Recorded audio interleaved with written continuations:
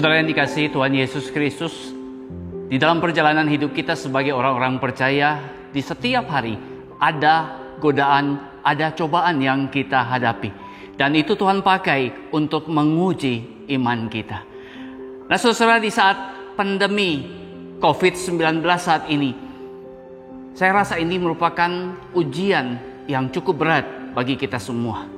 Nah di dalam melewati ujian seperti ini, apakah kita berada di dalam level yang tetap sama, ataukah kita akan naik level, bahkan mungkin sekali kita justru turun ke level yang terbawah.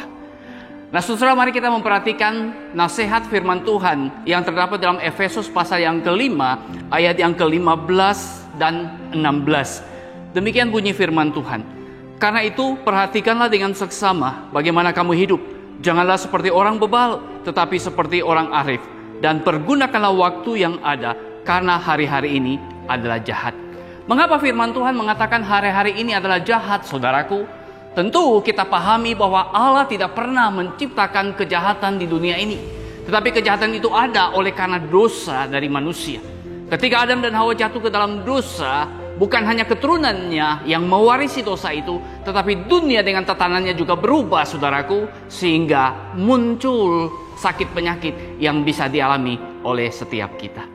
Nah saudara, di saat pandemi COVID-19 saat ini, di mana kita diminta untuk tinggal di rumah, bekerja dari rumah, belajar dari rumah, dan bahkan beribadah di rumah. Apakah di saat kita banyak di rumah, waktu-waktu luang yang sebenarnya begitu banyak buat kita gunakan untuk apa, saudara? Saya justru khawatir, saudaraku, jangan sampai waktu-waktu luang yang ada pada kita tidak kita manfaatkan dengan baik.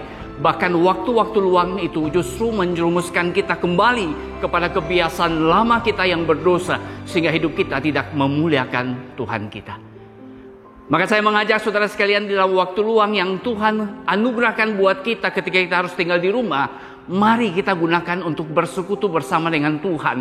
Kita bukan hanya banyak berdoa supaya badai ini segera berlalu, tetapi mari kita baca firman Tuhan. Bukan hanya sekedar baca, tapi kita teliti sehingga kita makin mengenal Tuhan, makin memahami kebenaran firman Tuhan. Bahkan ada banyak buku rohani yang mungkin saudara pernah beli, tetapi saudara belum pernah baca. Inilah kesempatannya saudara membacanya, sehingga kerohanianmu itu makin maju. Sehingga nanti ketika COVID-19 ini berlalu, maka saudara dan saya menjumpai bahwa level iman dan kerohanian kita justru meningkat, bukan menurun. Biarlah kiranya kebenaran firman Tuhan ini menjadi berkat bagi saudara sekalian. Amin.